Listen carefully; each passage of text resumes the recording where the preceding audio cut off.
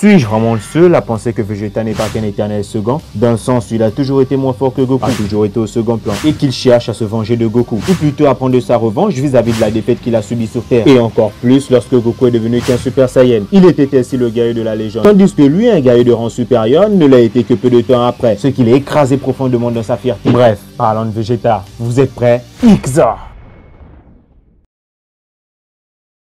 Déjà, si Vegeta a toujours été considéré comme étant un éternel second, c'est certainement grâce au fait qu'il avait certaines capacités après Goku, comme le pouvoir de ressentir le ki. Avant d'arriver sur Terre, il ne ressentait le ki qu'avec ses scouters, et non avec ses propres capacités. Il ne savait même pas qu'au cours d'une confrontation, on pouvait augmenter sa force de combat à volonté. Ou encore le plus commun, le fait que Goku ait eu le Super Saiyan avant lui, ou encore que pendant que Vegeta lui était au stade 2 du Super Saiyan contre Cell, Goku lui était déjà au stade 4. Goku de son côté a toujours eu un léger avantage face à Vegeta. C'est le personnage principal, tu me diras. Normal, il doit avoir un train d'avance. Oui, mais non.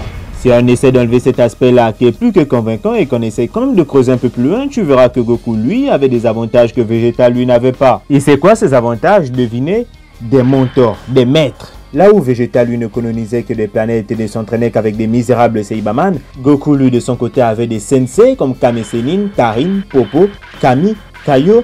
Et même quand Goku s'entraînait dans le monde des morts et participait à des compétitions et se confrontait à des guerriers les plus puissants venus de tout horizon, Vegeta, lui, ne s'entraînait que dans sa salle de gravité. Et grâce à cette détermination, il a pu rivaliser avec Goku lors de leur confrontation dans le désert. Et a même, par la même occasion, gagné. Bon, ok, gagner serait un bien grand mot. Il a assommé Goku par derrière et le combat n'était que partie remise. Mais Goku était quand même au sol. Et c'est quand même fou de se dire que, malgré ces avantages de Goku, et si on peut dire c'est des avantages de Vegeta, ce dernier n'a jamais perdu un seul combat face à Goku. Sur Terre, ils étaient tous contre lui, il n'y avait pas de one-one, et même là, il a réussi à tous les défoncer, via ses multiples entraînements répétés, et sa détermination, et il a su se surpasser. Et si tu me parles de, pourquoi alors tout au long de l'œuvre, il ne cesse de dire qu'il prendra sa revanche face à Goku?